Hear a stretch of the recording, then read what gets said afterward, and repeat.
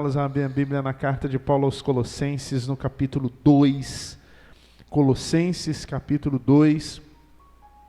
Nós estamos conversando nessas últimas quartas-feiras sobre o período que antecede a Páscoa, né? Nós estamos conversando sobre a Páscoa. E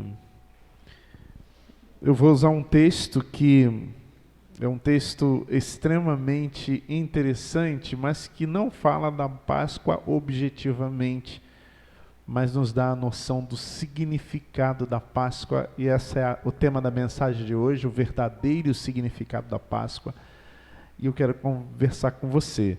Nós vamos ler a partir do versículo 16, capítulo 2 da Epístola de Paulo aos Colossenses, a partir do verso 16, eu quero ler com você esse texto, tá bom?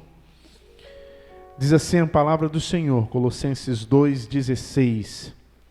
Ninguém, pois, vos julgue por causa de comida e bebida, ou dia de festa, ou lua nova, ou sábado. Porque tudo isso tem sido sombra das coisas que haviam de vir. Porém, o corpo é de Cristo. Ninguém se faça árbitro contra vós outros, pretextando humildade e culto dos anjos, baseando-se em visões, enfadoado, sem motivo algum na sua mente carnal, e não retendo a cabeça, do qual todo o corpo, suprido e bem vinculado por suas juntas e ligamentos, cresce o crescimento que procede de Deus. Vamos orar? Meu Deus, tanto é bom a sua palavra que nos ensina a viver, nos ensina a caminhar, nos dá força para prosseguirmos.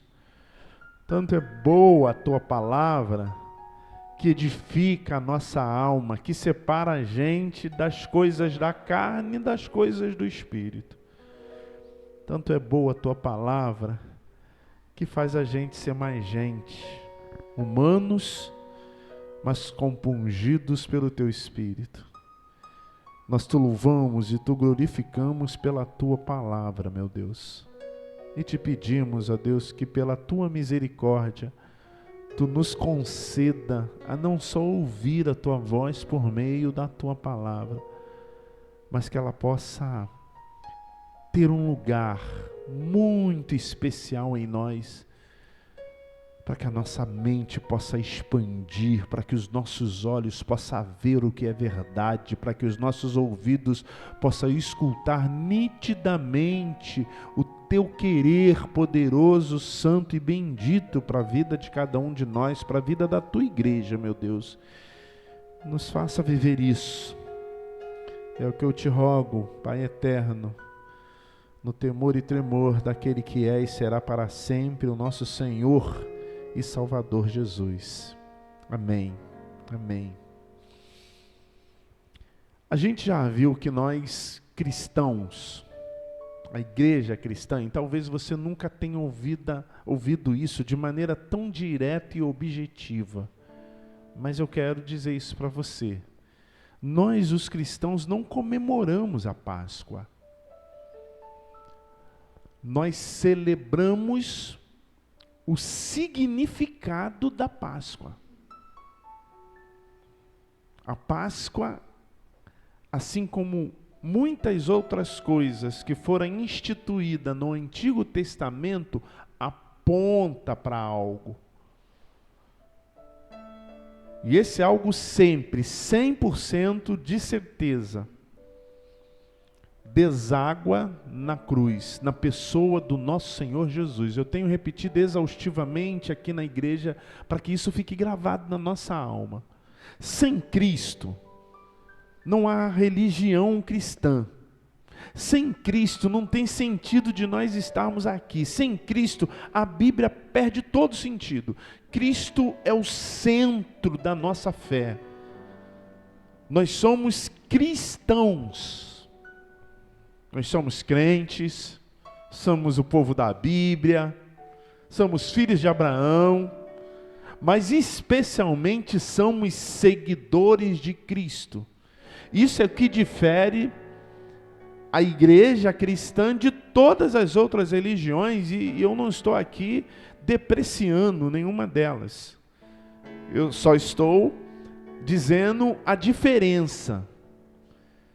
Nós não seguimos um método. Nós não seguimos um organograma religioso, uma estrutura dogmática. Nós temos métodos, estrutura dogmática, organograma religioso, nós temos, mas não é isso que a nossa fé é baseada.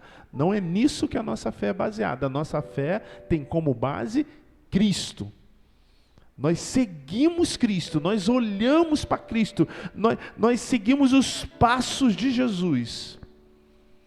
Aquilo que Ele fez, que Ele falou, como que Ele viveu, qual foi o Espírito que Ele trouxe para a terra. Ele não implementou uma nova religião. Em Cristo nós vimos os valores e princípios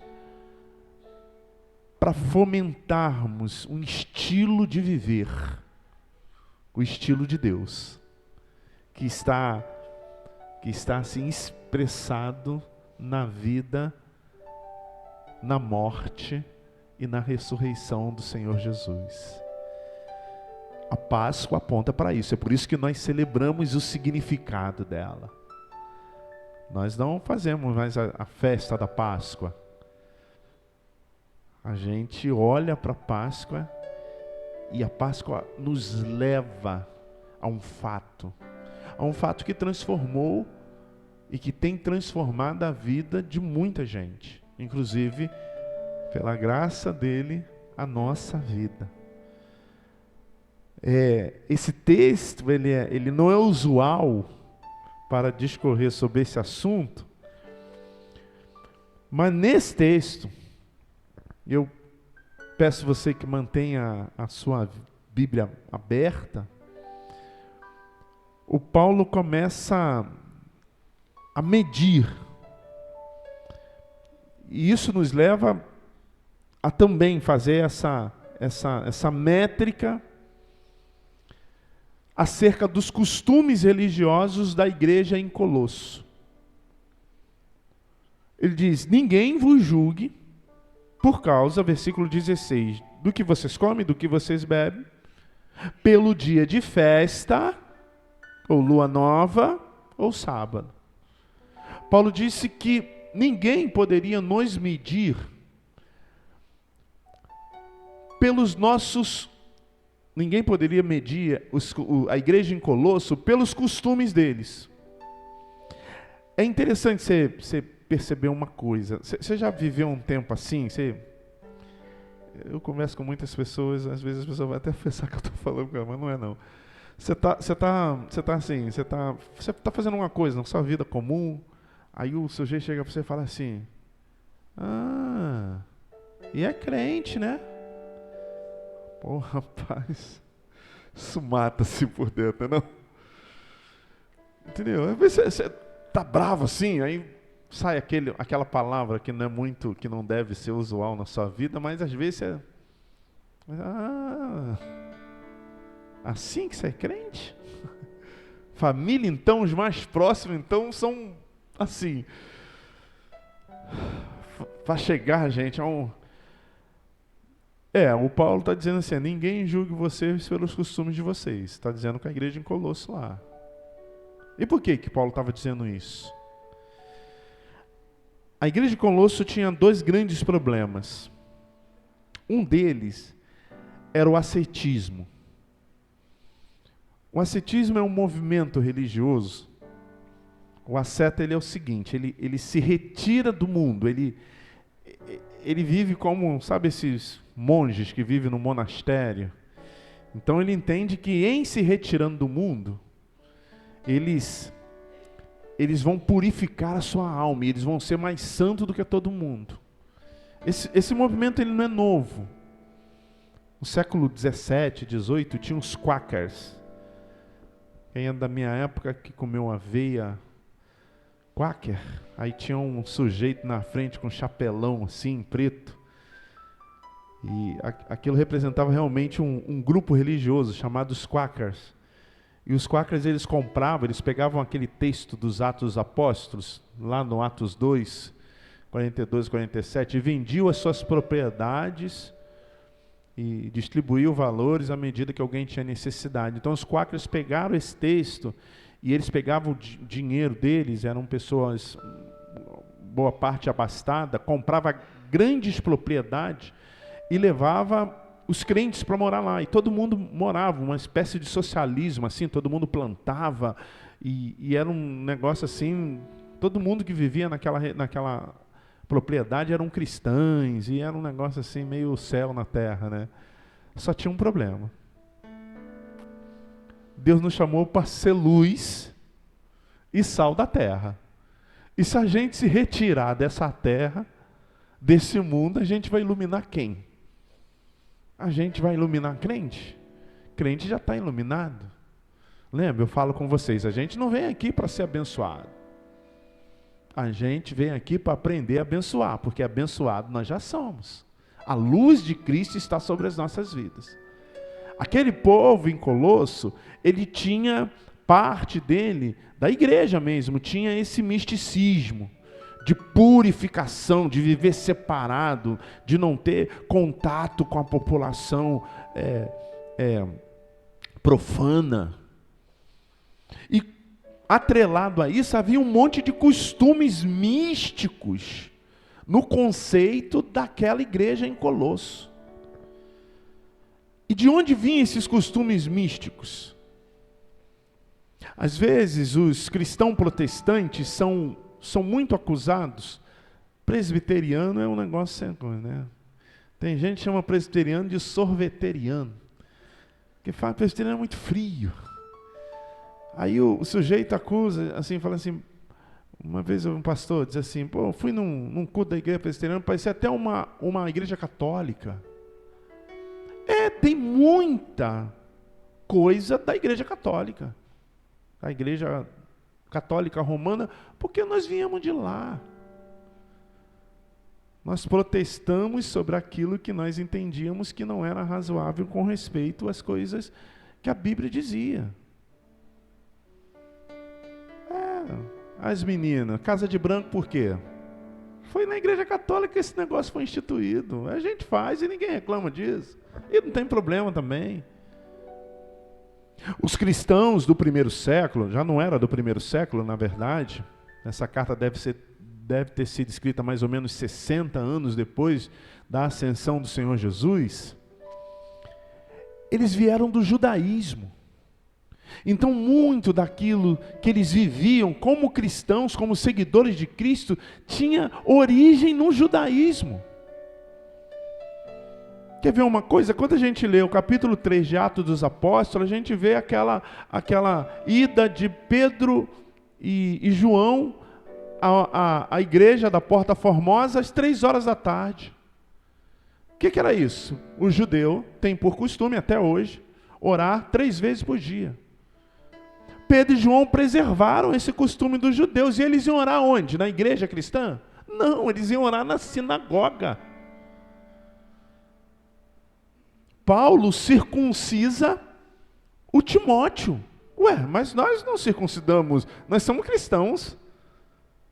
Porque até o Paulo preservava muito dos costumes judaizantes, dos costumes dos judeus. Nós não somos judeus. É por isso que a Páscoa, é por isso que nós não comemoramos a Páscoa. Deus foi quem instituiu a Páscoa. Mas se vocês acompanharem ao longo dessas mensagens, você vai ver o que representa a Páscoa hoje para nós. Quem comemora a Páscoa é outra religião. Nós celebramos o significado da Páscoa. E Paulo levanta essa questão no seio da igreja em Colosso. Diz assim, olha, ninguém pode criticar vocês, porque vocês ainda preservam as coisas das outras religiões. E dentre essas críticas ele fala a preservação do sábado, ele fala comida, bebida, porque tem também, por exemplo, no judaísmo você não come carne de porco. E ele fala das festas, e entre essas festas das quais ele está falando, obviamente estava incluído a festa mais importante do judaísmo, que é a Páscoa. Paulo está dizendo o seguinte: vocês ainda comemoram a Páscoa, ainda preservam isso no conceito de vocês. Só que vocês têm que entender uma coisa também. E ninguém pode criticar vocês porque vocês ainda fazem assim. Então ninguém pode criticar nós presbiterianos porque nós somos sorveterianos. Não é isso. A gente preserva um monte de coisa, de um monte de coisa. Tem igreja aí que o sujeito bota um kippá, é um negócio bota na cabeça, né? E veste todo de branco. Eu, quando não era da igreja, vesti todo de branco, era outra religião também. Paulo está dizendo, olha, mães, vocês têm que entender uma coisa, não há um problema gravíssimo nisso, desde que vocês tenham consciência do que é isso na vida de vocês. E aí eu quero trazer para a nossa caminhada aqui hoje. Paulo está dizendo, olha, veja para onde o que vocês estão fazendo está levando vocês. Esse é a consciência. Porque no versículo 17 ele disse, porque tudo isso, ou seja, a festa, o sábado, e aí eu quero me reter à Páscoa. Acompanhe comigo, porque tudo isso, ou seja, porque a Páscoa, tem outras coisas incluídas, mas eu quero me reter às festas, e a festa mais importante dos judeus era a Páscoa. Porque a Páscoa, tudo isso tem sido sombra do que haviam de vir. Porque o corpo é de Cristo. Então, se não apontar para Cristo, não tem nenhuma razão de ser. É isso que Paulo está dizendo para a igreja em Colosso. Paulo não defende quem está criticando os colossenses por preservar o sábado, por preservar as festas dos judeus, a forma de dieta deles. Paulo não está criticando essas pessoas, está dizendo que eles não têm, que não tem por que criticar a igreja em Colosso. Mas vocês colossenses, vocês da igreja presbiteriana de Mauá, que estão lá nessa quarta-feira, tem que ter consciência do que representa isso tudo. E nesse caso a gente está falando especialmente da festa, da Páscoa. Isso é tudo sombra. O que é uma sombra? Uma sombra é aquilo que mostra o formato. É aquilo que mostra uma semelhança. Que até parece que é a coisa, mas não é. Então, nos dias de hoje, você e eu somos levados a acreditar nas sombras.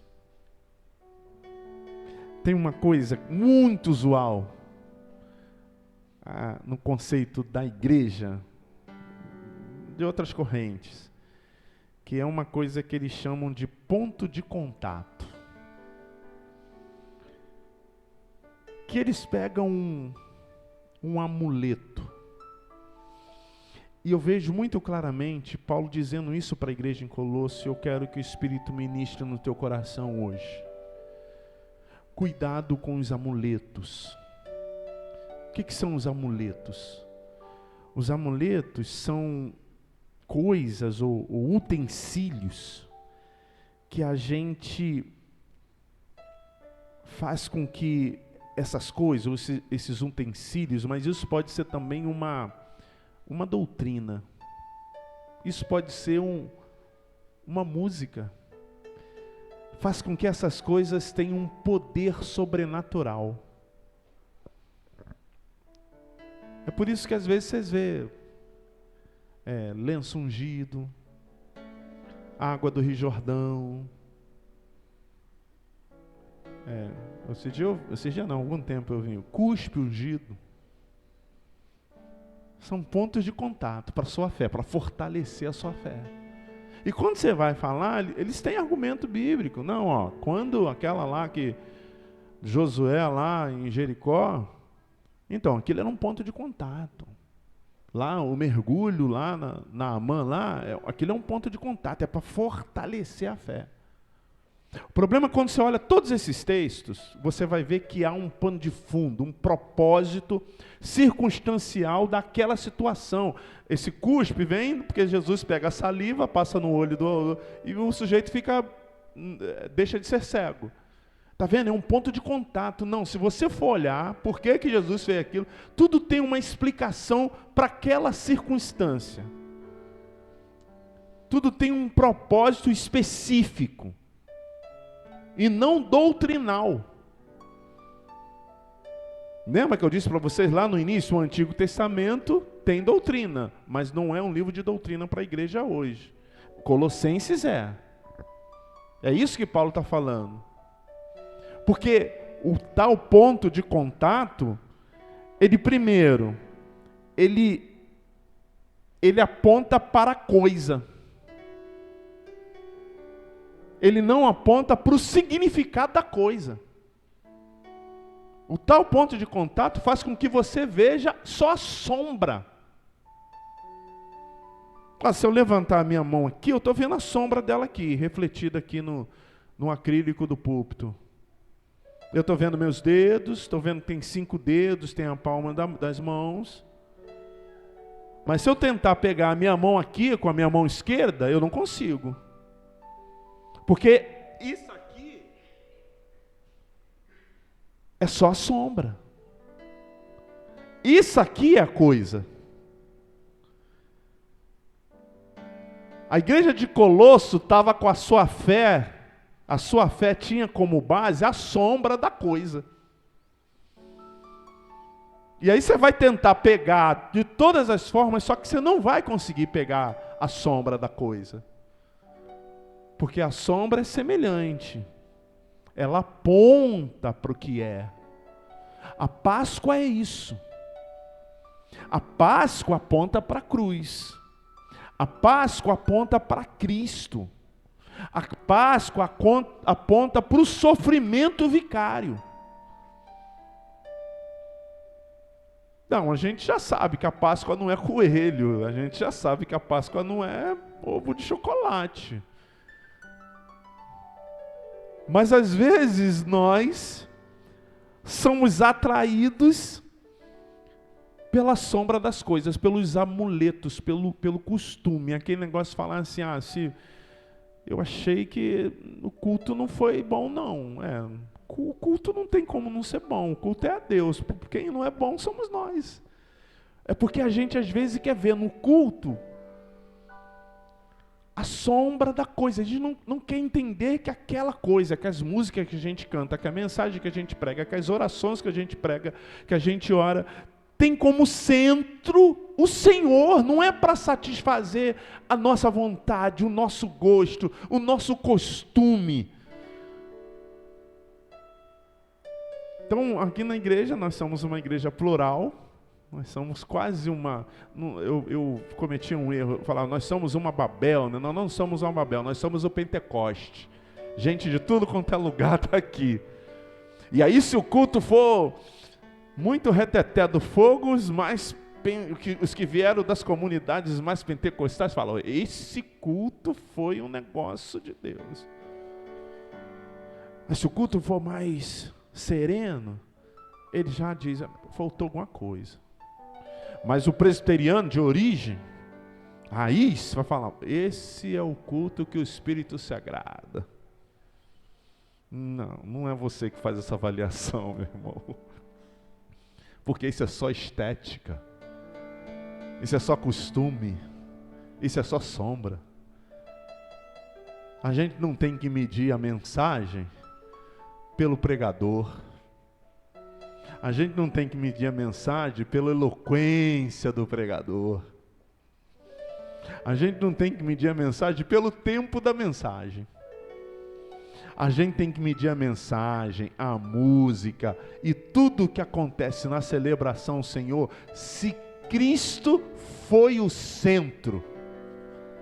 Se a centralidade é Cristo, porque Ele, abre aspas, é a coisa. Ele não é a sombra, Ele é o fato, Ele é real. A Páscoa é sombra e Cristo é o fato. A segunda coisa que acontecia terrivelmente naquela igreja em Colosso era o legalismo. Era aquele cara que diz assim, olha, vamos preservar os anéis, os dedos podem cortar. É o Judas Iscariotes. Quando nosso Senhor Jesus foi ungido, se a gente pega esse perfume e vende, seria muito mais vantajoso.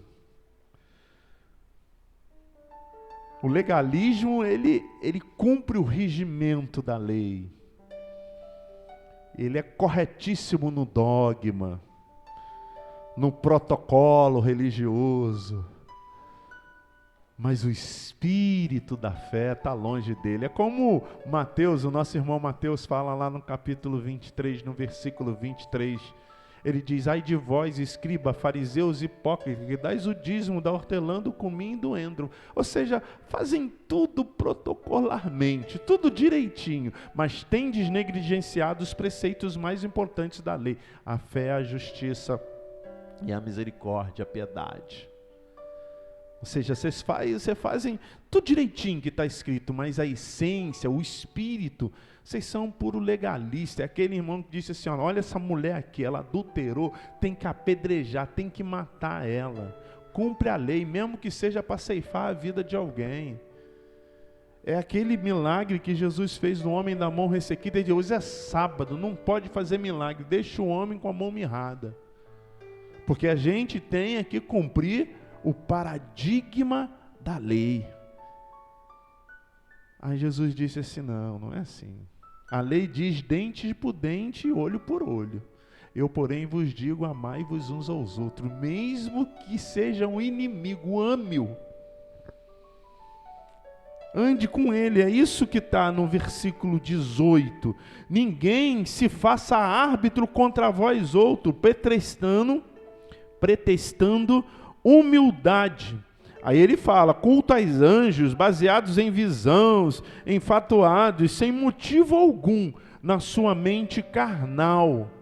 Então, meu irmão, a segunda parte dessa mensagem está dizendo para mim e para você, muito cuidado. A primeira diz, cuidado com os amuletos, cuidado com os costumes, eles podem estar fazendo com que você foque a sua conduta de fé na sombra. O segundo está dizendo, cuidado com a motivação pelo qual você exercita a sua fé. Cuidado. Cuidado com que tem te levado. Lembra, se você estava aqui no domingo, quando João Batista chega lá para aquela multidão que se aproxima dele e diz, nós queremos ser batizados, nós queremos ser batizados. Aí João Batista dá uma palavra que aos nossos olhos é muito dura, raça de víboras. Quem estimulou vocês a fugir da ira vindoura? João Batista estava perguntando para aquela multidão, o que está motivando vocês a se aproximarem de Cristo? Porque a ideia deles era uma mudança religiosa. Era mudar do judaísmo por cristianismo. E mudar de religião não muda a pessoa. Porque Cristo, a nossa religião é Cristo. O que muda a gente é seguir Cristo. A Páscoa, ela aponta para Cristo, ela demonstra Cristo, para que nós possamos verdadeiramente sermos seguidoras do Senhor Jesus. E não retendo a cabeça, da qual todo o corpo suprido e bem vinculados por suas juntas e ligamentos, cresce o crescimento que procede de Deus. Dizendo, olha, a sombra, ela projeta coisa. mas ela não é o fato. A Páscoa, ela projeta Cristo, mas ela não é Cristo.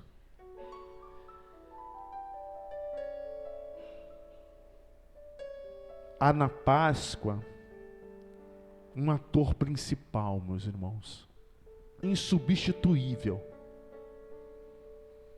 Jesus Cristo.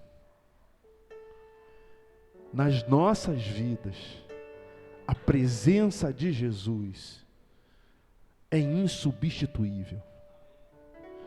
Nas nossas vidas, a presença de Jesus é vital. Eu vou repetir, é recorrente isso que eu vou dizer. Porque em Cristo, nós sabemos quem Deus é e sabemos quem nós devemos ser. Quando nós, de maneira popular, dizemos que Jesus Cristo é 100% homem, 100% Deus, nós estamos afirmando que Ele é Deus na sua perfeição, no seu ser único, pessoal, mas único. E Ele é o perfeito ser humano que já existiu. Então, se você quer saber quem você deve ser, olhe para o Cristo homem. Se você quer saber quem Deus é, olhe para o Cristo Deus. E a Páscoa nos apresenta o Verbo que se fez carne, o Deus encarnado, para nos fazer vivermos e vivermos eternamente. Deus abençoe vocês, meus irmãos. Vamos ficar em pé em nome de Jesus.